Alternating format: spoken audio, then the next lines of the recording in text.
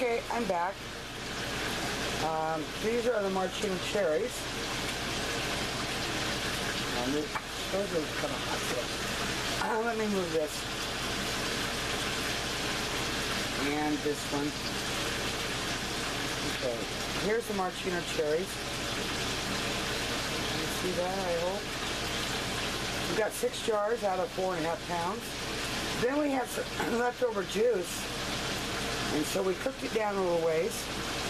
And we went ahead and processed it, which we got 4 pints out of it, for like a syrup.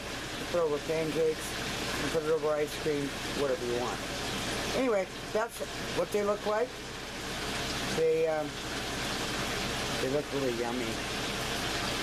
I'm going to send one home with Patty, and I'm going to send one home with Betty.